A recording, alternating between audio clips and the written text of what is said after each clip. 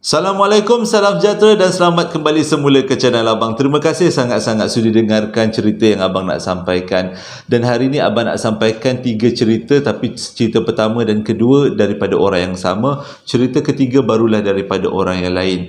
Jadi Abang doakan sesiapa yang menonton cerita Abang pada hari ini dipanjangkan umur, diberikan rezeki yang melimpah ruah, dipermudahkan segala urusan, diberikan kesihatan yang baik dan juga diampunkan segala dosa-dosa kita oleh Allah Ta'ala dan juga diberikan syurga. Amin ya Rabbal Alamin. Moga-moga kan kita doa dulu, yang penting doa dulu. Jadi cerita kali ni Abang nak bagi tahu, mula-mula Abang dapat email ni, Abang baca, Abang ingat dia cedok daripada filem. Tapi bila Abang baca betul-betul email ni, ini bukan dicedok daripada filem, ini adalah pengalaman sebenar. Cumanya mungkin pengalaman ini lebih-lebih kurang sama macam cerita-cerita yang pernah kita dengar ataupun cerita yang pernah kita tengok. Tapi bila Abang fikir balik, cerita-cerita hantu yang ada dekat dunia ni adalah kebanyakannya berasal daripada kisah benar. Kisah yang pernah benar-benar berlaku. Jadi, tanpa membuang masa, jom kita teruskan dengan cerita yang Abang nak sampaikan. Cerita yang pertama ni disampaikan kepada Abang oleh seorang lelaki, kalau tak silap Abang. Abang letak nama dia sebagai Faizal. Dia ceritakan ke Abang apa yang berlaku pada satu keluarga. Keluarga ni boleh dikatakan keluarga dua pupu kepada bapa dia. Perkara ni berlaku pada tahun 1950-an dekat Batu Pahat, Johor. Dan pada waktu tu, dia punya permulaan cerita, pada waktu tu 1950-an, kebanyakan daripada orang memang ada usaha untuk membuka tanah baru. Begitu juga dengan sekumpulan anak muda. Sekumpulan keluarga. Ada 9 keluarga. 9 keluarga ni memang cari kawasan baru untuk diteroka. Jadi 9 keluarga ni berjaya meneroka satu kawasan di Batu Pahat, iaitu di kawasan darat, dengan kata lain agak jauh daripada pantai ataupun sungai. Dan diorang buka kampung baru dekat situ, 9 keluarga. Jadi boleh kata 9 keluarga ni memang sangat rapat, sebab diorang lah yang buka kampung tu. 9 keluarga ni termasuk bapa Faizal, pak ngah kepada Faizal, dan juga ada satu keluarga dua pupu kepada diorang, iaitu Abang namakan sebagai Pak Zain. Jadi Pak Zain ni memang rapat sangat dengan keluarga diorang, dan Faizal pun waktu tahun 50-an tu memang bermain-main lah dengan anak-anak Pak Zain. Umur diorang tak berapa nak jauh sangat. Waktu tu anak Pak Zain umur 12 tahun yang sulung, yang nombor 2 umur 4 tahun, lelaki juga. Yang pertama lelaki, yang kedua lelaki, yang ketiga tu perempuan umur 1 tahun. Jadi keluarga Pak Zain ni adalah keluarga yang boleh dikatakan tidaklah begitu senang sangat. Kan? Dia tak begitu senang sangat. Jadi dia Pak Zain banyaklah buat kerja-kerja lain selain daripada kerja kampung untuk menampung keluarga. Dan Pak Zain ni, mengikut cerita Faizal, dia sangat sayang dengan keluarga dia. Dia punya bukti sayangnya dia pada keluarga tu, pernah sekali tu Pak Zain, bapa Faizal dan juga Pak Ngah Faizal, dia orang jumpa satu durian. Dan durian tu agak besar, dan diorang pun kupas lah, bukan kupas, kopek lah durian tu. Jadi lepas kopek durian tu, dibahagikanlah isi durian tu bertiga, dan setiap orang dapat 4 ulas. Punyalah sayang Pak Zain tu dengan keluarga dia. Dia tak makan pun durian tu. Dia letak dekat dalam bekas, dia bawa balik rumah, dia bagi pada isteri dan 3 orang anak dia. Begitu sayang Pak Zain dengan keluarga dia. Dan Pak Zain pun, kata Faizal, memang sayang sangat dengan isteri dia. Kita namakan dia sebagai isteri Pak Zain ataupun isteri Pak Zain je lah. Jadi memang kehidupan Pak Zain sama macam kehidupan bapa Faizal dan juga kehidupan Pak Ngah Faizal, seorang lelaki desa yang menguruskan kerja-kerja kampung untuk menyara keluarga. Okey. Ceritanya bermula pada tahun 1950-an. Dia tak beritahu pada abang sebenarnya tarikh sebenar, tarikh tepat. Cuma dia kata awal 1950-an. Tiba-tiba, tak adalah tiba-tiba benda ni apa cakap, dirancang. Bukanlah dirancang, maksudnya pada satu hari bini kepada Pak Zain mengandung. Jadi disebabkan bini dia mengandung ni, Pak Zain rasa sangat-sangat gembira. Disampaikanlah berita kegembiraan ni pada bapa Faizal dan juga Pak Angah kepada Faizal. Kawan-kawan rapat dia memang dia beritahu, bergembira sangatlah dia kata. Dia memang suka banyak anak, ramai anak. Dia kata biar keluarganya besar, dia kata. Jadi dia disebabkan nak menambah anak ni lah, dia buat banyak kerja-kerja lebih, kerja-kerja tambahan. Jadi sejak dia buat kerja-kerja tambahan tu, ambil upah sana, ambil upah sini, menoreh kebun orang, petik buah kebun orang, lepas tu cari sayur jual dekat pasar, lebih kurang macam tu lah kan, menampung keluarga. Dia seronok sangat nak dapat anak baru ni, jadi dia nak kumpul banyak duit sikit. So waktu anak dia lahir nanti, duit dah banyak, jadi bini dia boleh melahirkan anak, menjaga anak dengan senang hati. Memang bagus sangat dengan Pak Zain ni. Mungkin dah arwah dah sekarang, tak pula diceritakan pada abang. Okey, jadi dia terlalu sangat kuat berusaha untuk keluarga dia, sampaikan dia dah tak ada lagi masa nak lepak-lepak dengan bapa kepada Faizal dan juga Pak Angah kepada Faizal. Jadi jarang-jaranglah dia orang jumpa. Dia orang jumpa pun kadang-kadang itu pun terserempak kalau dekat dalam kampung tu. Tapi bila terserempak tu, sewaktu tu memang Pak Zain masih lagi bekerja. Begitu kuat sangat dia menampung keluarga dia, nak cari duit lebih. Pada satu hari, lebih kurang siang pada waktu tu, tiba-tiba anak sulung kepada Pak Zain datang ke rumah. Semula-semula abang nak susun balik cerita. Pada satu petang, tiba-tiba Faizal cakap rumah dia ada orang bagi salam. Jadi bapa dia pun keluarlah. Rupanya yang bagi salam tu adalah bidan kampung. Jadi Bapak Faizal tanya, kenapa Mak Bidan datang rumah saya? Jadi Mak Bidan dengan muka pucat lesi, muka macam dah tak ada darah, dah terlalu terkejut sangat. Dia beritahu bini Pak Zain keguguran, jatuh, tumpah darah. Dengan kata lain, tumpah darah. Jadi si Bapak Faizal dia pun terkejut juga. Sebab dia kenal rapat dengan keluarga Pak Zain, dia kenal dengan isteri Pak Zain, sebab keluarga dua pupu kan memang rapat sangat lah. Lepas tu dia tanya dengan Mak Bidan, mana Mak Bidan tahu? Dia kata Mak Bidan dapat tahu daripada anak sulung Pak Zain. Anak sulung Pak Zain, dia tengok mak dia dah tumpah darah, dia berlari, umur 12 tahun ni budak tu, dia berlari ke rumah Mak Bidan. Lepas tu sampai ke rumah Mak Bidan pun dah tak tahu, dah hilang punca, hilang arah, dah terlalu bukan ketakutan, terkejut sangat-sangat. Teruslah pergi ke rumah bapa si Faizal, sebab bapa si Faizal adalah keluarga rapat kepada Pak Zain, dia orang dua pupu.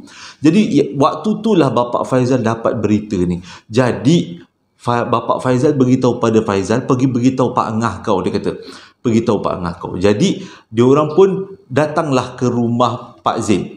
Jadi yang ada pada waktu tu Mak Bidan, anak sulung Pak Zain, lepas tu bapa kepada Faizal dan Pak Angah kepada Faizal datang kat rumah Pak Zain. Bila sampai dekat rumah Pak Zain, rupanya Pak Zain tak dekat rumah.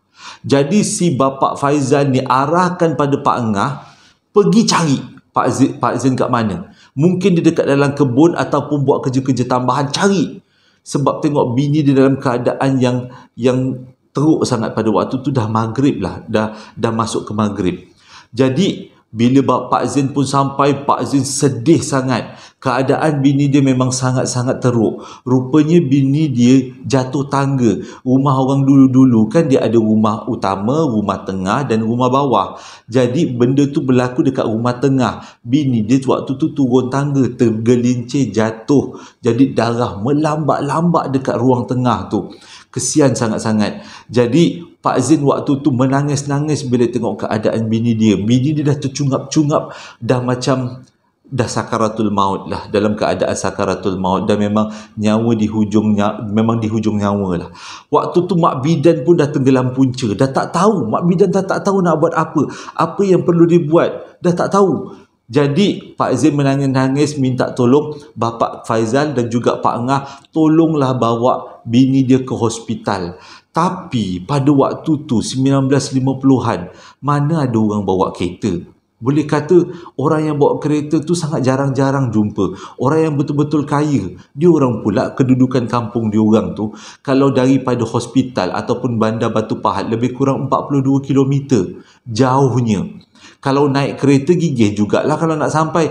Tapi nak bawa bini dalam keadaan yang tengah tenat macam tu, kalaulah misal kata nak bawa naik basikal ataupun nak buat mengendong lah, dikendong kan, berapa lama pula nak sampai? Keadaan dah semakin gelap, dah maghrib. Jadi pada waktu dah tengah kalang kabut tu, dengan Pak Zain menangis, dengan bini dia tu cungap-cungap, Mak Bidan pula waktu tu pangku kepala bini Pak Zain. Sebab dah tak tahu nak buat apa, darah dah semakin membuak-buak banyak. Jadi pada waktu tu Pak Zain dia menangis saja depan bini dia, anak-anak pun mengelilingi mak dia orang sambil menangis. Abang tak tahu macam mana nak bayangkan keadaan pada waktu tu, sangat sedih agaknya bila kita tengok orang yang kita sayang dalam keadaan yang hampir putus nyawa kan. Jadi pada waktu tu Pak Zain dan Bapak Faizal dan juga Pak Ngah termasuk dengan bidan ajar bini Pak Zain mengucap. Jadi bini Pak Zain ikut mengucap dan bini Pak Zain cuma cakap dia tak sempat lah kalau nak bawa ke hospital. Dia kata nyawa dia dah sampai waktu ni je. Waktu tu dia menangis. Dia kata dia memang inilah nyawanya. Nyawa dia dah sampai sini je. Cuma dia pesan pada Pak Zain jaga anak-anak dia. Sebab dia kata anak dia masih kecil kan. Jadi Pak Zain pada waktu tu dalam keadaan yang separuh waras tau. Dalam keadaan yang sedar dengan tak sedar. Bila dia dengar isteri dia cakap jaga anak-anak, dia terus pegang tangan isteri dia. Dia buat satu sumpah yang dia sendiri tak sangka benda tu akan makan diri dia semula.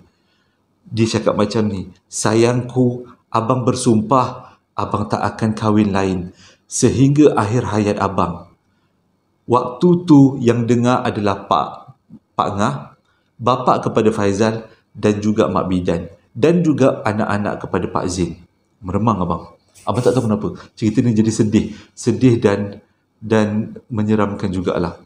Jadi bila Pak Zain bersumpah kepada bini dia untuk tidak kahwin lain, bini dia tersenyum. Seolah-olah bini dia terima sumpah Pak Zain. Jadi selepas mengucap, akhirnya bini Pak Zain pun meninggal dunia depan mereka semua. Anak-anak pun tengok mak dia meninggal dalam keadaan yang perut masih lagi besar, dengan keadaan darah yang masih lagi keluar. Ya Allah, sedihnya. Abang pun rasa sedih juga.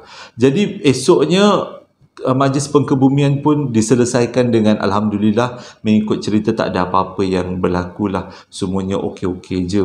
Jadi sejak daripada tu Pak Zain hiduplah sebagai seorang duda, membesarkan 3 orang anaknya. Tapi nak membesarkan 3 orang anak dalam keadaan anak sulung umur 12 tahun, nombor 2 4 tahun, yang nombor 3 setahun.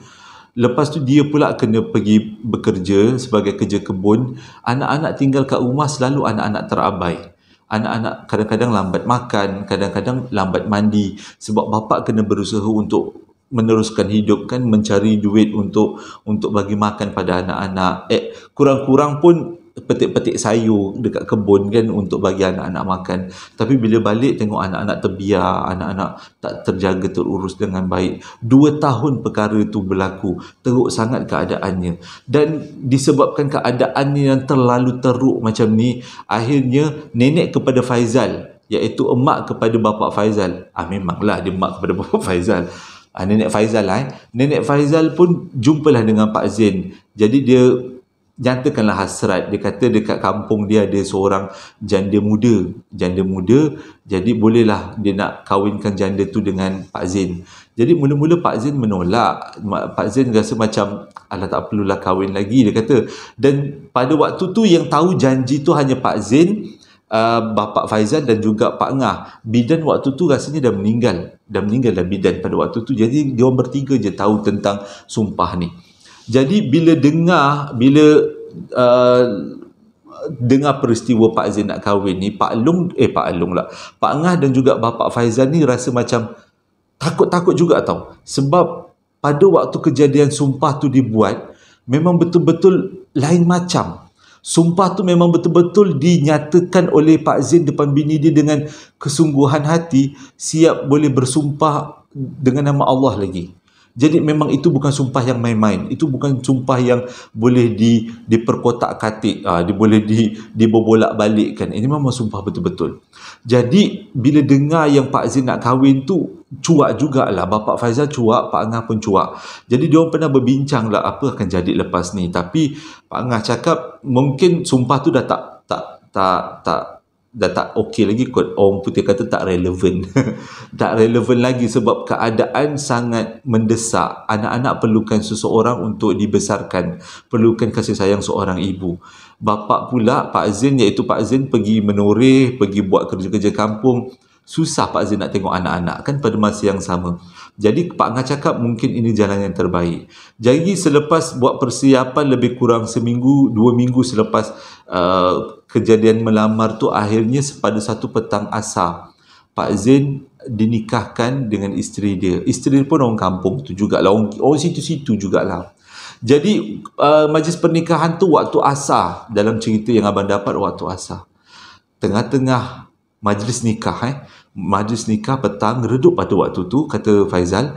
Jadi waktu Imam Bilal Qadi pegang tangan Pak Zain nak menjalankan upacara akad nikah, tiba-tiba angin bertiup kuat gila sampaikan langsir dekat rumah pengantin terbang.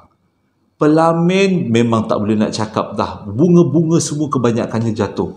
Diorang semua terkejut, mana datangnya angin tu? Angin terlalu kuat. Pada waktu tu Pak Zain pandang Pak Ngah, dan Pak Ngah pandang Bapak Faizal. Diorang bertiga sama-sama berpandangan sebab diorang bertiga je tahu tentang cerita sumpahan tu. Jadi berpandangan waktu tu Qadi cakap tak nak kena teruskan ini majlis kan. Kita dah tetapkan nak kena teruskan. Jadi waktu Qadi tu pegang sekali lagi nak melakukan proses akad nikah tu, tiba-tiba dengar daripada sayup-sayup ikut suara angin ada suara seorang perempuan bunyinya macam ni, sampai hati. Itu je. Mula-mula orang macam tak dengar tau, tapi diorang bertiga ni, Pak Zain, Bapak Faizal dan juga Pak Ngah memang dengar dengan jelas. Memang dengar suara perempuan, dan suara tu memang suara bini Pak Zain yang dulu almarhum tu. Lepas tu sempat juga Pak Zain tarik tangan. Pak Zain rasa macam terkejut dengan suara arwah bini dia. Tapi Qadi cakap jangan risaulah, benda ni memang mungkin normal sebab mungkin terlalu takut, terkejut ke apa nak kahwin kan. Selalu kita panggil, orang putih kata nervous lah, berdebar-debar kan. Jadi Tok Kadi pun sambut sekali lagi tangan Pak Zain dan nak buatlah upacara akad nikah tu. Baru nak lafaz, dengar suara sekali lagi, sampai hati. Pada waktu tu suara bertahut-tahutan, dan makin hari dan makin lama suara tu makin kuat. Sampai hati, lebih kurang macam tu. Suara abang tak adalah selembut macam tu kan. Jadi daripada tetamu tak dengar, sampai tetamu dengar suara tu, dan tetamu semuanya berpaling kiri dengan kanan cari mana datangnya suara tu. Pada waktu tu memang nampak Pak Zain dah berpeluh dah. Memang Pak Zain dah berpeluh, Bapak Faizal tu dah berpeluh, Pak Ngah pun dah berpeluh. Muka Pak Zain memang pucat. Tapi bagusnya pada waktu tu ramai juga orang yang alim. Yang menghadiri majlis pernikahan tu selain daripada Tok Kadi, ada juga imam dan juga ada Bilal pada waktu tu. Dan imam ambil peranan pada waktu ni, dia terus baca doa. Dan bila baca doa, suara tu yang daripada tadi kuat tiba-tiba hilang macam tu je. Dan juga angin tiba-tiba berhenti bertiup. Jadi orang semua berbisik-bisik. Orang cakap mana datangnya suara ni. Dan ada juga yang beragak-agak mungkin suara ni datang daripada arwah bini Pak Zain. Sebab semua orang tahu Pak Zain ni adalah duda dan bini dia meninggal sewaktu nak melahirkan anak. Bukan melahirkan anak, sewaktu mengandungkan anaknya. Lupa nak beritahu, waktu ke bumi tu, bini Pak Zain tu ke bumi dalam keadaan perut besar tau. Anak dia pun meninggal dalam kandungan dan dikebumikan. Seram pula abang. Jadi selepas majlis akad nikah tu berlangsung, tak ada apa-apa berlaku selepas imam baca doa, tapi memang menjadi bisik-bisik tetangga lah, bisik-bisik jiran-jiran tetangga dengar bunyi suara sampai hati. Banyak kali dia kata, memang pada waktu tu mungkin Kalau ikut daripada cerita, Faizal pun dengar bisikan tu sampai hati. Abang rasa Faizal ni dah lebih tua pada abang, lebih kurang bayi bapa abang agaknya. Kalau tahun 1950-an dia dah ada, mungkin dia lahir tahun 1940-an, dan mungkin dia dah umur 70 sekarang yang nama Faizal ni. Jadi dia kata cerita pertama tamat sampai sini. Nanti abang sambung cerita yang kedua. Hari ni abang mula cerita agak lambat sikit. Sekarang ni lagi 10 minit nak pukul 2. Pukul 1.50. 10 minit lagi nak pukul 2 kan. Seram. Waktu abang baca cerita ni, angin dekat luar kuat gila bertiup. Abang rasa macam dengan tingkapnya bergegar-gegar kan. Ya Allah, aku hara baca cerita ni. Okey, kita sambung. Jadi, majlis pernikahan tu berlangsung dengan lancar, Alhamdulillah. Dan menjadi kebiasaan pada tahun 1950-an, persandingan akan dilakukan pada waktu malam. Kurang hajar. Malam-malam buat bersanding, dah boleh tekakan jalan cerita je. Tapi lebih ekstrim daripada movie, daripada filem. Nanti abang ceritakan. Jadi malam tu diorang pun buatlah kenduri besar-besaran di rumah perempuan. Di rumah perempuan, orang kampung tu juga, dekat-dekat situ je. Dia kata majlis pernikahan tu, persandingan tu dilakukan sangat besar-besaran. Banyak juga tetamu-tetamu yang hadir sebab Pak Zain ni orang yang dihormati. Walaupun dia seorang duda, dihormati, lepas tu dia kuat bekerja dan dia banyak kawan. Jadi orang-orang kampung sebelah pun datang meraihkan perkahwinan dia. Waktu tu tombang jugalah kambing. Banyak kambing tombang, lembu agaknya tombang. Ayam-ayam pun tombang-tombangan semuanya untuk meraihkan majlis. Jadi anak-anak pun seronok lah sebab dapat mak baru kan. Dan mak baru tu memang orang kampung kata walaupun dia janda mati suami dan dia sangat baik. Dia kata orang perempuan tu sangat baik. Memang dia suka dengan budak-budak. Dapat mak baru seronok lah kan. Jadi majlis itu berlangsung besar-besaran. Siap, mungkin ada kugiran lah, tak pula dinyatakan pada abang. Tak adalah kugiran, kita qasidah lah. Zaman-zaman tu kan, dia tak ada kugiran, dia lebih daripada qasidah. Menyanyi-nyanyi, mengagung-agungkan Rasulullah, mengagung-agungkan selawat-selawat macam tu kan, qasidah. Jadi, tengah-tengah majlis tu, tiba-tiba ada orang berlari kepada Pak Zain dan orang-orang yang ada dekat pelamin. Lepas tu dalam keadaan muka yang pucat pada waktu tu. Lepas tu orang ni cakap apa? Pak Zain, bini Pak Zain balik. Pada waktu tu, dia cuba cakap seperlahan yang mungkin. Tapi perkataan tu sangat menarik perhatian orang ramai. Semua orang dengar. Dan orang mula berbisik. Dan semua orang berpandangan satu sama lain. Yang tadi qasidah bergendang-gendung qasidah pun senyap. Senyap pada waktu tu. Semua orang tertumpu pada jalan masuk rumah. Rumah budak perempuan tu jalan masuknya ada titi. Jadi semua orang pandang pada titi tu, tengok pada titi tu. Keadaan dekat waktu tu memang gelap lah. Yang ada adalah, kalau tak silap abang, kebanyakan daripada majlis perkahwinan tu tak ada lampu elektrik, tak ada lampu mentol. Diorang pakai jamung ataupun obor-obor. Obor ke obor-obor. Jadi banyaklah obor-obor diletakkan. Ada jugalah lampu elektrik sikit kot mungkin. Yang pakai generator tu kan. Ada sikit lah. Mungkin lah abang agak je. Tapi kalau ikut daripada cerita, dia kata dia letak jamung. Jamung diletakkan di sekitar rumah. Jadi keadaan pada waktu tu memang tidak begitu tegang tapi suram-suram. Daripada jauh, semua orang nampak ada satu lembaga perempuan berbaju putih menghala ke rumah pengantin. Bukan terbang, tapi dia berjalan. Waktu tu mula-mula semua orang berteka-teka, siapakah yang datang tu? Jadi beberapa orang lelaki kampung bertanggungjawab, termasuk Bapak Faizal dan juga Pak Ngah, bertanggungjawab dan pergi ke pintu masuk rumah pengantin. Macam olok-olok, macam menghalang. Tapi bila lembaga tu makin dekat, diorang semua terkejut macam nak pengsan. Sebabnya yang datang tu adalah arwah bini Pak Zain. Dengan keadaan dia bawa mengandung anak.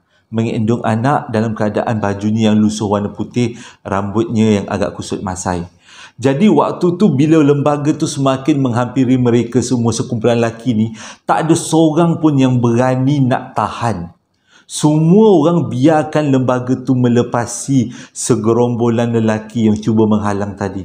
Diorang tengok memang nampak sejelas-jelasnya muka pun muka arwah kepada bini Pak Zain. Dan dia bukan menuju ke pelamin, dia bukan cari suami dia. Dia pergi ke kawasan tempat makan. Waktu tu orang yang ada kat tempat makan mengikut kata Faizal berterabur, semua orang lari. Semua orang lagi nampak orang meninggal tiba-tiba balik. Dah 2 tahun nak tu meninggal. Kalau kita macam mana? Memang takut lah kan. Jadi dia pergi ke kawasan meja makan tu. Lepas tu dia kutip sisa-sisa makanan yang ada dekat atas meja. Disuapkan kepada anak dia. Seram kan? Dia suapkan kepada anak dia. Pada waktu tu tak ada seorang pun yang berani dekat. Tapi Alhamdulillah, dalam ramai-ramai tetamu yang hadir, ada seorang tetamu imam kampung tu. Imam-imam zaman dulu ilmunya memang lain macam kan, abang selalu dengar. Imam zaman dulu ilmunya tinggi-tinggi. Dia pangkat-pangkat kiai. Kalau orang Batu Pahat kan Jawa kan, kiai semua tu. Memang hebat sangat. Jadi imam je lah yang berani nak pergi dekat dengan lembaga tu. Jadi imam pun berjalan ke arah lembaga tu. Dia duduk sebelah lembaga tu. Tak tahu apa yang dia cakap. Cuma yang diorang nampak daripada jauh, imam tu bercakap dengan lembaga tu. Lembaga tu dalam keadaan menunduk sambil dia mendodoikan anak dia, dan sekali-sekala nampak tangan dia kutip ikan yang ada dekat atas meja, nasi-nasi terabur, dia suap ke arah dia. Waktu tu Pak Zain masih lagi ada kat pelamin dengan bini dia tau. Dengan bini baru dia. Terkaku tak tahu nak buat apa. Hilang punca, hilang semangat pada waktu tu. Dan bila imam tu dah bercakap beberapa perkataan, entah apa yang dia cakapnya dengan benda Allah tu, tiba-tiba benda Allah tu terbang dan hilang. Dan memang peristiwa tu menjadi satu peristiwa yang sangat diingati di kampung Batu Pahat. Abang tak dinyatakan kampung yang mana, tapi cerita ni dekat Batu Pahat, Johor. Kisah tu sangat famous. Apa yang terjadi pada Pak Zain selepas tu, kisah tu menjadi perbalahan tau. Iaitu bini Pak Zain tak nak ikut Pak Zain balik rumah. Sebab dia takut kalau dia balik rumah, dia terserempak dengan arwah bekas bini Pak Zain. Dia takut. Jadi bini dia banyak tidur dekat rumah keluarga. Tapi pada satu hari, waktu bini dia datang rumah Pak Zain, nak tengok anak-anak, nak tengok Pak Zain, suami dia tak tidur rumah Pak Zain sebab dia kata dia takut, dia kata. Jadi bila dia datang, dia tengok anak-anak tengah menangis. Bila dia tengok Pak Zain dah terbaring dekat dalam bilik atas katil. Tapi ada sesuatu yang menyeramkan. Disebabkan itu, bini dia lari dapatkan orang kampung. Dan bila Bapak Faizal dan juga Pak Ngah datang tengok jenazah Pak Zain, waktu tu masih lagi belum diuruskan, masih lagi atas katil. Diorang nampak kesan cekik dekat leher Pak Zain. Ada jari-jari lagi, kesan jari-jari. Seolah-olah Pak Zain macam kena cekik dengan seseorang. Pada waktu tu berderau gila darah. Memang waktu tu Bapak Faizal sedih, Pak Ngah pun sedih dengan apa yang terjadi pada Pak Zain. Sedih sangat-sangat. Sebab tak ramai orang yang tahu cerita ni, yang tahu perjanjian tu. Hanya Pak Zain, Mak Bidan, Pak Ngah dan juga Bapak Faizal. Tapi semua orang jadi tanda tanya, kenapa ada orang cekik jenazah Pak Zain. Dan kes ni menjadi perbalahan jugalah. Diorang kata Pak Zain dibunuh oleh seseorang. Tapi bagi Bapak Faizal dan juga Pak Ngah, pandangan diorang berbeza. Mungkin, kita bukan nak fitnah, tapi mungkin almarhum ataupun seseorang lah datang menyamar sebagai bekas isteri kepada Pak Zain dan cekik Pak Zain. Cerita tu tamat sampai situ. Tapi abang rasa cerita ni selalu menjadi dasar kepada banyak filem-filem. Dan abang yakin ini adalah kisah benar. Abang minta maaf sangat-sangat abang terpaksa berhenti pada tahap ini, iaitu hanya 2 cerita, bukan 3 cerita. Atas sebab apa? sebenarnya dekat luar rumah sekarang hujan dah nak mula turun, dan bila kalau hujan turun suara abang tak akan kedengaran sebab depan rumah abang ni ada awning kan, awning, jadi hujan jatuh dekat awning tu dia akan bunyi ketang tu macam konsert pula. Jadi yang cerita yang ketiga abang tangguhkan dulu, abang akan masukkan dalam video yang akan datang. Abang minta maaf sangat-sangat sebab cadang ni nak buat cerita-cerita, tapi ini pun dah alhamdulillah dah dapat satu cerita panjang yang menarik sangat-sangat.